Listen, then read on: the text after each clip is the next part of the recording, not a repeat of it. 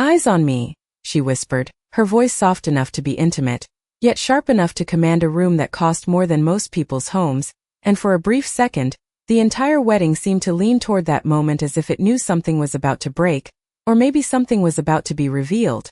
The crystal chandeliers shimmered above, scattering warm light across polished marble floors, champagne glasses clinked in distant corners, and a string quartet played something delicate and expensive, the kind of music meant to be felt, not heard. Yet none of it mattered now because every pair of eyes slowly began to turn toward the man she was speaking to, the one who didn't move, the one who didn't even blink. Daniel Brooks stood there in a simple dark suit that looked a season too old, shoulders relaxed, hands at his sides, as if he were untouched by the gravity of the moment, as if the command that would have made most men straighten their spine or force a smile simply passed through him like wine through an open window. "Did you hear her?" one guest murmured under his breath, barely hiding a smirk. She said, "Eyes on her." Another added, louder this time, inviting quiet laughter that rippled through the nearby tables like a low tide of amusement. And still Daniel didn't react, not a glance, not a shift, not even the polite nod expected in a room where appearances were everything. Charlotte Hayes, radiant in a gown that caught the light like it had been designed to outshine the entire evening, tilted her head slightly, studying him with a mixture of curiosity and something sharper, something closer to challenge. She wasn't used to being ignored, not here, not anywhere. Her presence alone could redirect conversations, her voice could pause a room, and yet this man, this quiet single dad no one had bothered to introduce properly, stood before her as if none of it applied, as if her words carried no weight at all. "You can look at me," she said again, this time with the faintest edge beneath the elegance, a subtle tightening that only those closest could detect, and a few more guests leaned in, eager now, sensing the tension building, sensing the shift from entertainment to something more personal, more revealing. Daniel's eyes remained steady, not on her, not on the crowd, but somewhere in between, calm, distant, controlled, and that was when the laughter changed. It softened, not because it was funnier, but because something about his stillness didn't feel like weakness anymore. It felt deliberate, it felt chosen, like a man who had nothing to prove and no interest in performing for approval. A groomsman chuckled awkwardly. "Maybe he's just nervous." But the words didn't land the way he expected. They floated, then disappeared into the growing quiet, because beneath the glow of the chandeliers and the polished perfection of the ceremony, something unspoken had begun to settle, a subtle shift in the air, like the moment before a storm when everything holds its breath. Charlotte's gaze lingered on Daniel longer now, searching, recalculating, her confidence still intact but no longer effortless. And for the first time that evening, she wasn't the one in control of the moment, even if no one else had realized it yet, because Daniel Brooks, the man they had already dismissed without a second thought, hadn't moved, hadn't spoken, hadn't even acknowledged the command that was meant to define him in front of everyone. And somehow, without doing anything at all, he had already changed the way the room felt. If you're enjoying this story, please subscribe and turn on the notification bell. It really helps the channel and means a lot to us. Now let's go on. The silence did not break, it deepened, stretching across the ballroom like a slow-moving shadow, and people who had been smiling just moments ago began to shift in their seats, unsure whether they were witnessing a social misstep or something far more intentional. "Come on," a bridesmaid whispered with a half-laugh, nudging the man beside her. "He cannot just stand there like that." But even her voice carried less certainty than before, as if the rules she had always relied on were quietly slipping out of reach. Charlotte straightened slightly, her posture still flawless, her presence still commanding, yet there was now a subtle pause between her breath and her next move, a fraction of hesitation that had not been there before, and it was small, almost invisible, but in a room trained to read power it mattered. "You must be Daniel," someone from the groom's side called out with a polite but pointed tone, stepping closer with a glass of champagne in hand. "We have heard so much about you." The words were smooth, practiced, the kind that carried both welcome and judgment at the same time, and a few nearby guests nodded, eager to restore the balance, eager to pull the moment back into something familiar, something manageable. Daniel turned his head just slightly, not toward Charlotte, not toward the man addressing him directly, but enough to acknowledge the presence of the voice, and for a second it felt like he might speak, like he might offer the expected smile, the expected introduction, the expected apology for disrupting the rhythm of the evening, but he did not. He simply let the moment pass, calm and unhurried, like someone who understood. That silence, when chosen, could say more than any carefully constructed sentence. He is just overwhelmed. Another guest added quickly, this time louder, almost defensive, as if trying to protect the atmosphere from cracking any further. These events can be a lot if you are not used to them. A few soft laughs followed, but they were thinner now, less confident, because even those offering excuses could feel it. The quiet resistance in Daniel's stillness. The absence of insecurity where it should have been. Charlotte's eyes narrowed just a fraction, not in anger but in focus. She was studying him now, not as a distraction, not as a curiosity, but as a question she could not immediately answer.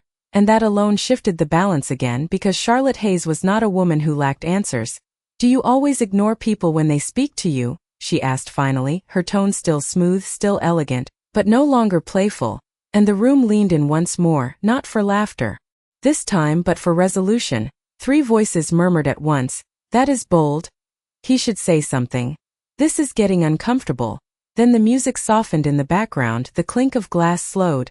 And for the first time since the evening began, the energy of the room no longer revolved around celebration. It revolved around a man who refused to perform. Daniel exhaled slowly, barely noticeable, his shoulders remaining relaxed, his gaze steady, and when he finally moved, it was not toward Charlotte, not toward the crowd, but a simple shift of weight, a grounded adjustment that carried more control than any dramatic gesture could have. And in that quiet motion, something became undeniable. He was not frozen, he was not confused, he was choosing this, every second of it.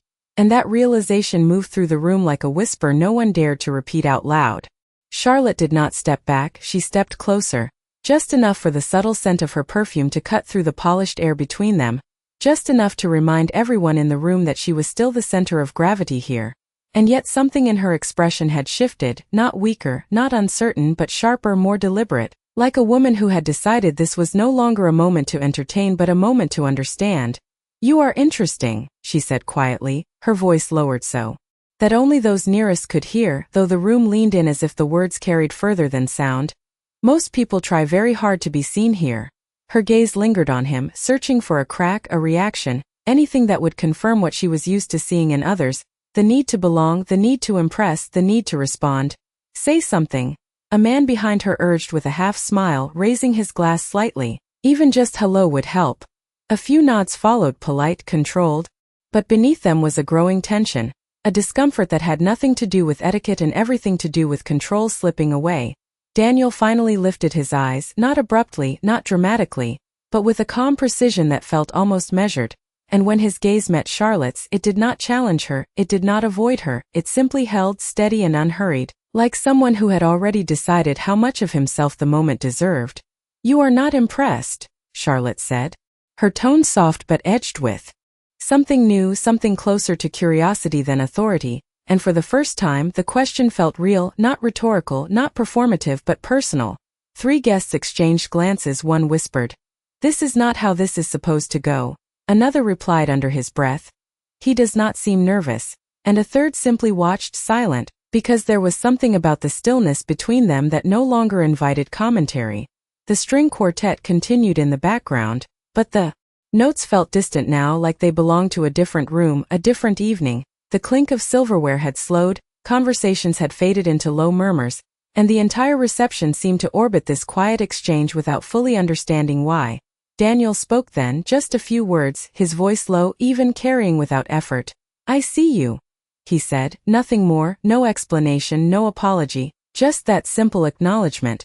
And the effect was immediate, not loud, not dramatic, but undeniable, because it was not the response anyone expected, not defiance, not submission, but something else entirely, something grounded in a kind of quiet clarity that did not seek approval.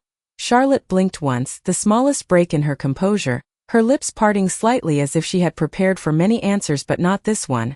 Not something so simple, so complete, and for a brief second she did not speak. She simply studied him again, deeper now, as if trying to understand where that certainty came from. A soft laugh rose from somewhere in the room but died quickly, replaced by a silence that felt heavier than before, because now it was not just his refusal to perform that unsettled them, it was the realization that he was not playing the same game at all, and that meant the rules everyone else relied on might not apply to him. Charlotte straightened again, her posture returning, her control reassembling piece by piece, But the ease was gone, replaced by intention.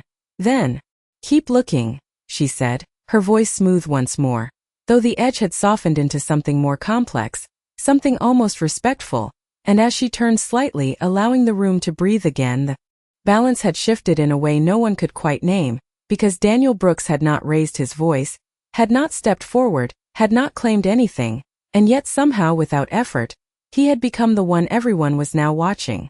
The room tried to recover, but it could not return to what it had been, not completely, because something subtle had already been rewritten, not in words, not in action, but in the quiet awareness that one man in that room did not need the room at all. A server passed by with a silver tray, glasses of sparkling water catching the light, and a guest reached out absent-mindedly, missing his grip slightly, the glass tilting just enough to threaten a spill. A small thing, the kind that usually went unnoticed, but Daniel's hand moved before the moment finished unfolding, not fast, not dramatic, just precise, steady, catching the base of the glass and setting it upright without a sound, without drawing attention, as if it had always been meant to stay that way. "Thank you," the guest said quickly, a little surprised, a little embarrassed, and Daniel simply nodded once, already letting the moment go, already stepping back into stillness as if the action required nothing from him in return. Two women nearby exchanged glances, one whispering, "Did you see that?" the other replying, "He did not even look." And they fell quiet again because it was not the action itself that lingered, it was the way he had done it, without hesitation, without seeking acknowledgement, without breaking the calm that seemed to surround him like something practiced, something earned. Charlotte noticed it too, of course she did, her eyes tracking not the glass, not the guest, but Daniel, the way he moved, the way he returned to stillness as if nothing had happened, and something in her expression shifted again, softer this time, less guarded, more aware. "You are used to watching things before they happen," she said, her voice low, thoughtful now, no longer testing, no longer commanding but observing, and for a brief second, it sounded less like a question and more like recognition. Daniel did not answer immediately. He simply glanced toward the far end of the room, where a child stood near the dessert table, hesitating, unsure whether she was allowed to reach for the tray of carefully arranged pastries, and then without a word, he moved just a few steps, nothing that would draw the room again, nothing that would interrupt the fragile balance that had begun to settle. He knelt slightly, spoke to the girl in a tone no one else could hear, and a moment later, she smiled, small but certain, taking a plate with a quiet confidence she had not had before. "He knows how to move through a room," someone murmured, almost to themselves, and the words lingered longer than expected, because they felt true in a way that was difficult to explain. Charlotte watched him return, her posture still elegant, her presence still undeniable, but there was something new now beneath it, not challenge, not amusement, but respect forming in real time, subtle but undeniable. "You did not answer me," she said when he was close again, her voice softer than before, almost private despite the crowd, and this time there was no pressure in it, no expectation, just a quiet invitation. Daniel met her gaze once more, steady, grounded. "I pay attention," he said simply, and the words carried the same quiet certainty as before, no more, no less. Three guests tried to laugh it off. "Everyone pays attention," one said. "It is not that deep," another added, but their voices lacked conviction, because they could feel it now. The difference between looking and seeing, between reacting and understanding, and in that difference, something about Daniel Brooks no longer fit the assumptions they had made when he first walked into the room. The music continued, the lights still shimmered, the celebration technically unchanged, but beneath it all, a quieter truth had begun to settle, one that no one had announced and no one could ignore, that the man who had refused to move when asked had not been resisting at all. He had been choosing, and every small action since had only made that choice clearer. The shift in the room did not announce itself, it settled quietly, like dust after movement, subtle but impossible to ignore, and people who had once leaned back in their chairs now found themselves leaning forward without realizing it, watching Daniel not with amusement anymore, but with a kind of careful attention they could not quite explain. "Who invited him?" a man near the bar asked under his breath, not with ridicule this time, but with genuine curiosity, and the woman beside him answered just as quietly, "I thought he came with someone from the Hayes side," then paused, frowning slightly. "But I am not sure anymore." And that uncertainty lingered longer than either of them expected. Charlotte turned slightly, acknowledging a passing greeting from an older couple, her smile still composed, still flawless, But her attention did not leave Daniel for long. It returned to him almost instinctively, like a thought she could not set aside. And when she spoke again, it was not to test him, not to challenge him, but to understand something she had not encountered in a long time. "You are not trying to be noticed," she said, her voice low enough to keep the moment contained. "And yet everyone is noticing you." Her eyes searched his face, not for weakness now, but for origin, for meaning. Daniel gave a faint, almost imperceptible exhale, the kind that suggested patience rather than response, and his gaze moved briefly across the room, taking in the guests, the exits, the rhythm of the evening before returning to her with the same steady calm. "People notice what changes," he said quietly, and the words landed with a weight that did not need explanation because even those who overheard them felt something in the truth of it. 3 guests nearby reacted almost in unison. "What does that even mean?" one whispered, another replied. "It sounds simple, but it is not." And a third simply shook his head, choosing silence over confusion, because something about the way Daniel spoke made interruptions feel misplaced. At the far end of the room, a member of the event staff adjusted a lighting panel that had begun to flicker slightly.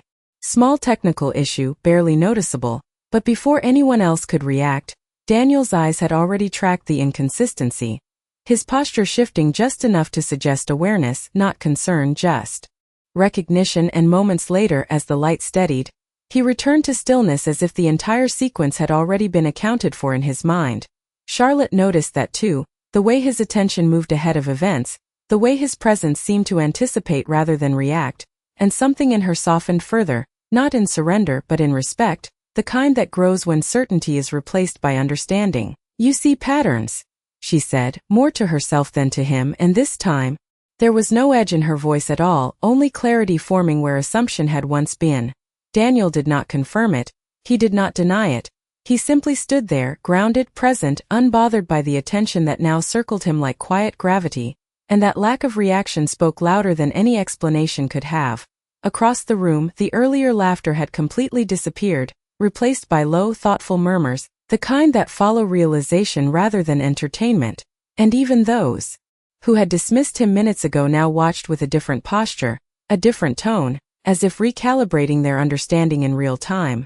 Charlotte took a slow breath, her shoulders relaxing just slightly, her control no longer about directing the room, but about choosing how to stand within it, and when she looked at Daniel again, it was no longer as someone to test or measure, but as someone she had begun, quietly and without announcement, to respect, because the man who had refused to move when asked had revealed something far more powerful in his stillness, something that could not be forced, could not be imitated, and could not be ignored.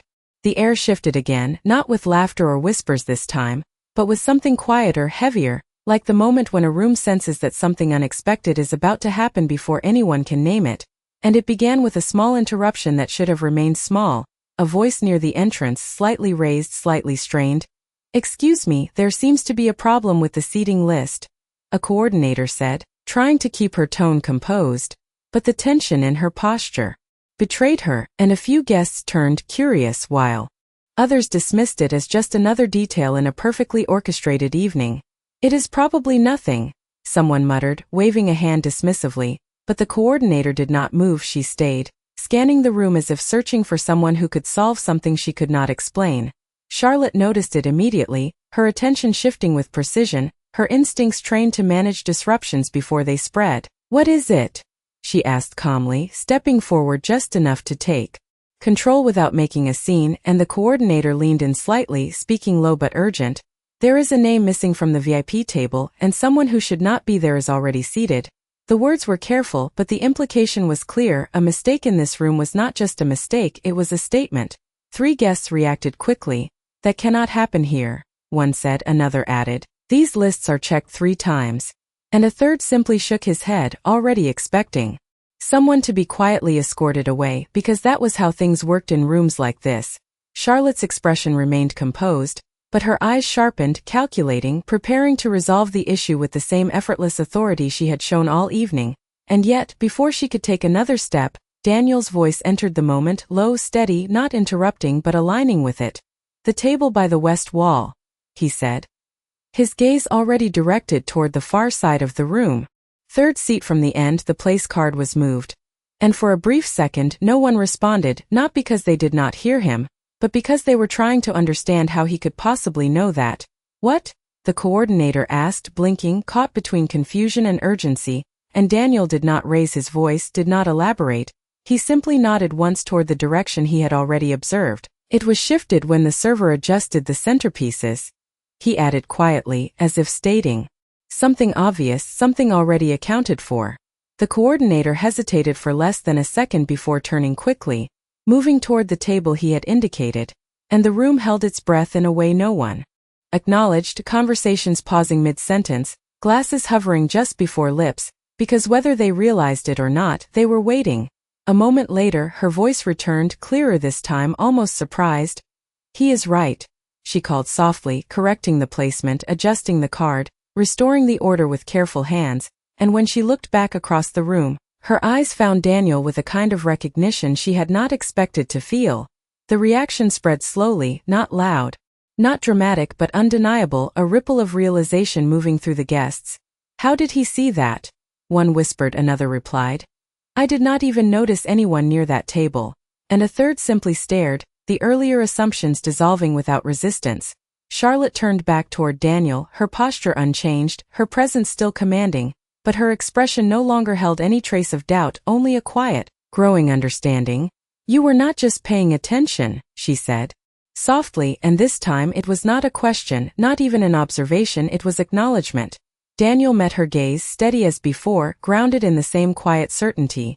"I listen when things do not match," he replied, and the simplicity of the words carried more weight than any explanation could have, because in that moment, it became clear to everyone in the room that what they had mistaken for silence was never absence. It was awareness, controlled, deliberate, and far more powerful than anything they had expected. The room did not return to normal after that, it could not, because something invisible had already shifted from curiosity into recognition, and recognition, once it settles, does not easily leave. "That was not luck," a man near the bar said quietly, no longer trying to sound amused, and the woman beside him nodded slowly, her eyes still fixed on Daniel. "No, that was not luck," she repeated, almost to herself, as if confirming something she had just begun to understand. Charlotte took a step closer again, not to command, not to test, but to close a distance that now felt unnecessary. Her presence still elegant, still composed, yet no longer elevated above him but aligned with him in a way that no one in the room could have predicted minutes earlier. "You have done this before," she said, her voice calm, certain now, not searching for an answer but acknowledging one, and Daniel did not deny it. He did not confirm it either. He simply met her gaze with the same steady clarity that had defined him from the beginning, as if the truth did not require explanation to exist. Three voices rose in quick succession. "Done what before?" He just noticed a detail. "You are reading too much into this." But their words lacked conviction because even as they spoke, they were watching him differently, measuring him differently, trying to reconcile what they had assumed with what they had just witnessed. Charlotte did not look away from him, her focus unwavering now. "People who notice like that," she continued softer, more thoughtful, "they are trained, or they have lived through something that teaches them not to miss anything." And the statement lingered, not as a challenge but as a quiet truth placed between them.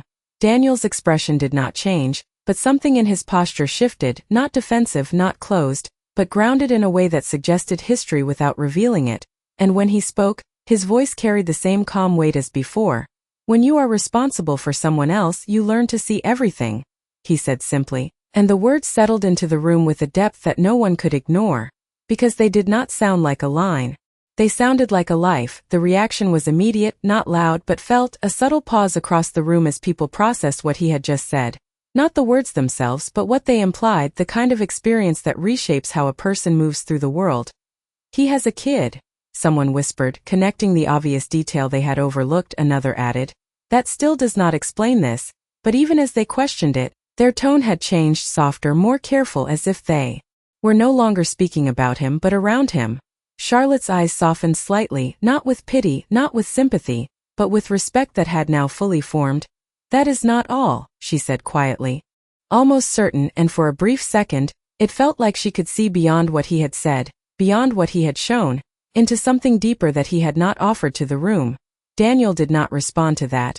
He did not expand, did not correct. He simply allowed the moment to exist without adding to it, and that restraint, that refusal to explain himself further, only deepened the presence he carried. Across the ballroom, the earlier hierarchy of the evening had quietly dissolved, no longer defined by wealth or status or invitation, but by something far less visible and far more real, the ability to remain grounded when everything around you expects performance. Charlotte took a slow breath, her shoulders easing in a way that signaled not loss of control, but a shift in how she chose to hold it, and when she spoke again it was no longer as the center of the room, but as someone standing within it. "You are not here by accident," she said, her voice steady, certain, and for the first time it sounded less like an observation and more like respect spoken out loud. Daniel met her gaze once more, calm as ever, and in the quiet that followed, no one laughed, no one interrupted, because the man they had once dismissed had just revealed something without revealing anything at all, and somehow that made him impossible to overlook. The silence that followed did not feel empty, it felt earned, like a room that had finally caught up to a truth it had been resisting from the very beginning, and no one rushed to fill it anymore. No one reached for humor or dismissal, because the man standing at the center of their attention had already made it clear that he was not there to play a role they understood. Charlotte's gaze lingered on Daniel, not searching now, not testing, but recognizing something she could no longer deny, and, when she spoke, her voice carried none of the earlier command, only a quiet honesty that few in the room had ever heard from her. "I misread you," she said simply, and the words, though soft, moved through the room with more weight than any announcement could have. 3 guests reacted almost instinctively. "She never says that." One whispered, another added, "Not in a room like this," and a third simply exhaled slowly as if witnessing something rare, something that could not be staged. Daniel did not step forward, did not acknowledge the shift with anything more than a steady gaze, but that was enough because the absence of reaction now felt like presence, controlled and intentional, and it only deepened the respect that had begun to form around him. Charlotte took a small step closer, closing the distance that had once been defined by status and expectation, and for the first time that evening she stood not above him, not directing him, but beside him in a way that felt equal, grounded, real. "You do not try to prove anything," she continued, her tone thoughtful, almost reflective. "And that is why it is impossible to ignore you." And the statement settled into the room with a quiet finality that no one challenged. A man near the back shook his head slightly, murmuring, "We all thought he was out of place." And the woman next to him replied, softer now, "Maybe he was the only one who was not." And neither of them laughed after saying it. The music resumed its presence, not louder but clearer, as if the room itself had shifted its attention back to the celebration. Yet something remained different, something subtle but permanent, the way people now stood, the way they spoke, the way they looked at Daniel as he remained exactly as he had been from the start. Charlotte glanced briefly around the room, taking in the changed atmosphere, the recalibrated energy, and when her eyes returned to him, there was no trace of challenge left, only clarity.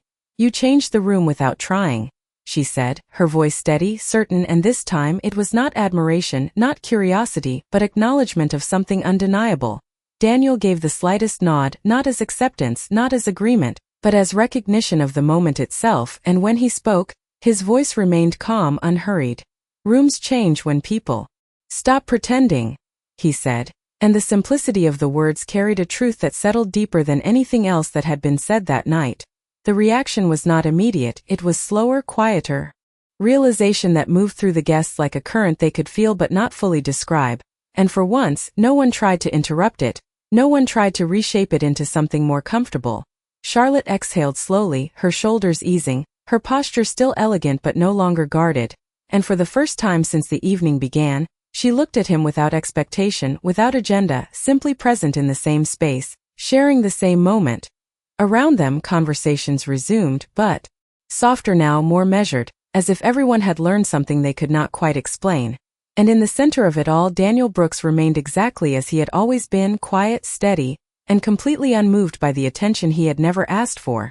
And somehow that made everything else feel smaller, simpler, and far more real. The evening did not end with applause, it did not need to, because what had happened could not be measured by noise. It could only be felt in the way the room carried itself afterward, quieter, more aware, as if something unspoken had settled into every conversation, every glance, every pause between words.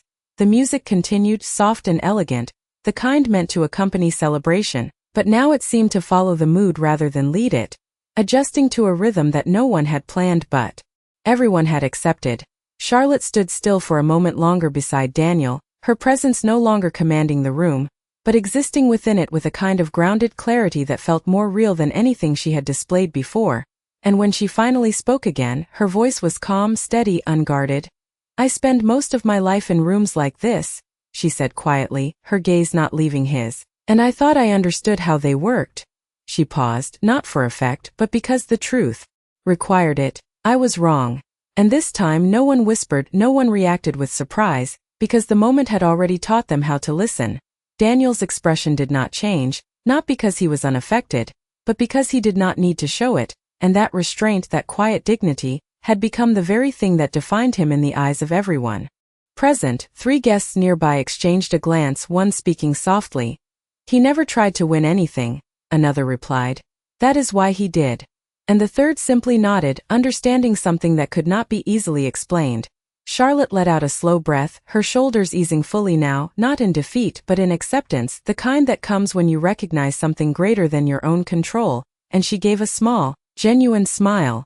Not the practiced one the room had seen all evening, but something quieter, more human. "You did not move when I told you to," she said, almost with a hint of wonder, and Daniel finally allowed the faintest trace of a response. Not a smile, not quite, but something softer around his eyes, something that acknowledged the moment without claiming it.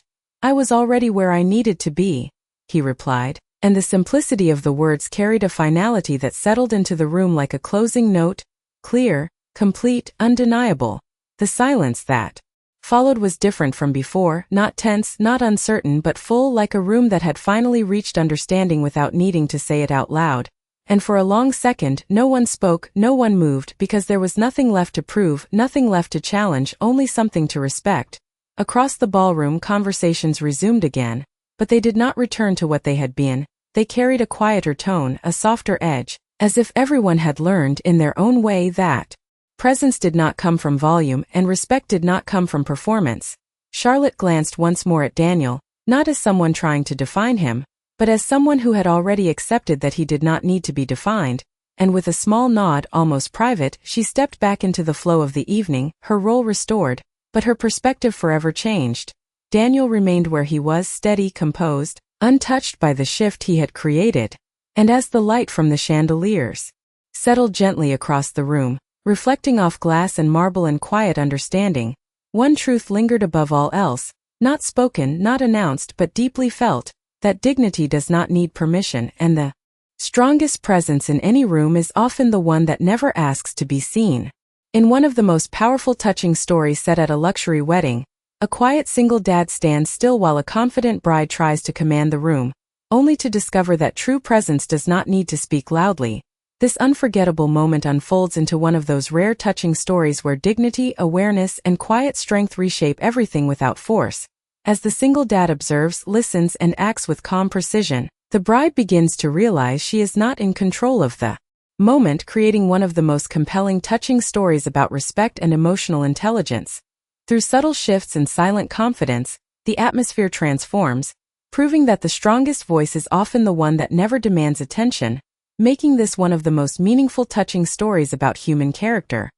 In the end, the bride and the single dad share a quiet understanding that changes the entire room, leaving behind a lasting impression that defines the very essence of touching stories. If this story stayed with you, you're not alone. Subscribe. There's more waiting to be told.